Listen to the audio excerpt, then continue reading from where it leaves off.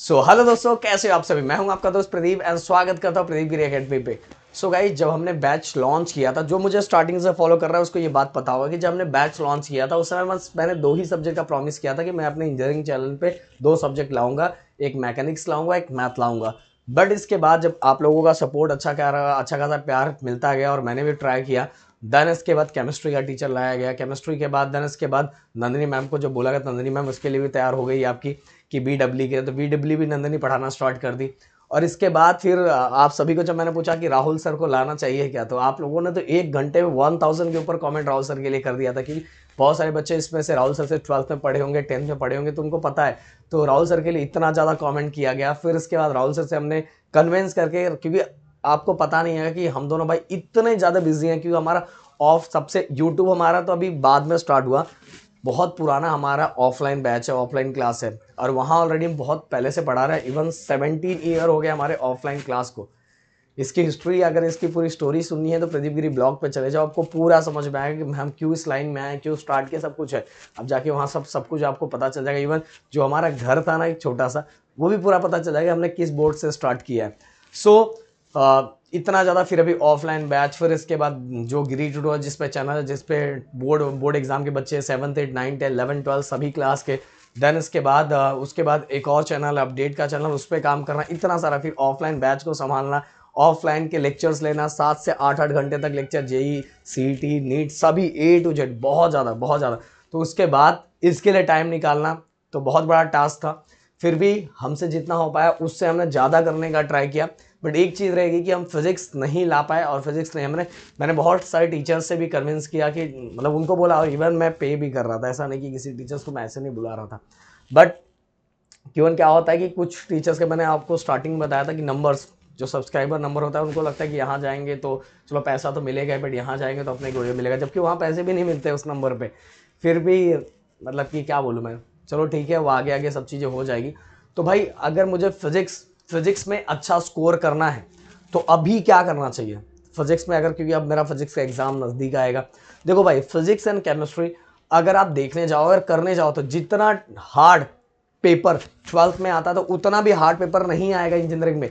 कैसे नहीं आएगा सर इतने हार्ड टॉपिक तो है भाई। इसलिए नहीं आएगा क्योंकि इसके क्वेश्चंस पहले से ही पता रहता है कि क्वेश्चंस आएगा क्या, इसलिए हार्ड नहीं बोलता मैं। क्यों?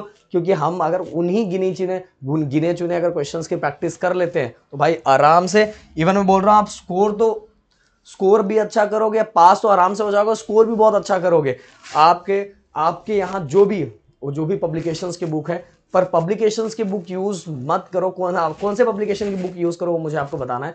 कि जैसे कि जिसके अंदर आपको PYQ दिया रहे, जैसे ज़्यादातर इसके लिए फेमस है टेक्नो पब्लिकेशन, या कहीं टेकमैक्स बोला जाता है। उसके अंदर आपको सिस्टमैटिक वे में बहुत सारे क्वेश्चन जो PYQ रहते हैं वही सब दिया रहता है, विद सॉल्यूशन के साथ दिया रहता है। इवन डायग्राम, सब कुछ चीज़ें उसके अंदर सिस्टमैटिक वे में दी रहती है। अगर वो आप लेके तैयारी कर रहे हो तो भी बहुत अच्छा स्कोर कर लोगे। इवन 6 मॉड्यूल में से अगर 3-4 मॉड्यूल कर लेते हो, बाकी का डायग्राम्स, थोड़े बहुत फॉर्मूले, 2-2 4-4 पॉइंट उससे रिलेटेड डायग्राम्स, देन जो हमारा न्यूमेरिकल उसके फॉर्मूले, और थोड़ी थोड़ी प्रैक्टिस कर रहे थे बाकी चैप्टर का, तो भी बहुत अच्छे से स्कोर कर लोगे। इसके बाद खुद का, अगर कहीं आपको ये नहीं मिलता तो कहीं से फिजिक्स का नोट्स निकालो।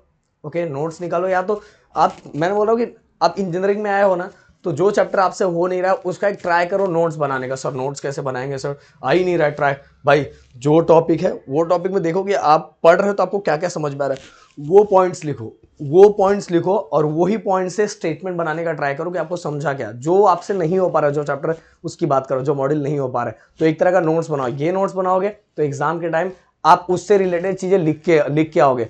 और भाई ऐसे भी कोई लिख के आता है इंजीनियरिंग में, उसमें भी निकल जाता है, पर कुछ चैप्टर आपको बहुत अच्छे से भी करना पड़ेगा। इसके बाद सबसे बेस्ट तरीका कि PYQ, पिछले 2 साल का PYQ, हाँ, जो जैसे KT का भी एग्जाम होता है, मतलब जो बच्चे जैसे कि जिनको फिजिक्स में KT लग जाती है, जो फेल हो जाते हैं, तो उसके लिए भी पेपर होता है। तो पिछले 2 साल का जो रेगुलर पेपर है उसमें तो वो तो उसकी प्रैक्टिस करनी है, और साथ में वो जो KT के पेपर हैं, जो फेल हुए बच्चों को फिर से पेपर दिलवाया जाए, तो उसकी, ये दोनों की अगर आप प्रैक्टिस 2 साल की, पिछले 2 साल की कर लोगे ना यार, पक्का बोल रहा हूं आपको, अच्छा स्कोर, टॉप स्कोर करने से कोई नहीं रोक सकता। और इससे ज़्यादा कुछ नहीं आता, कुछ भी नहीं आता। अगर आपको भरोसा है तो उतना कर लो।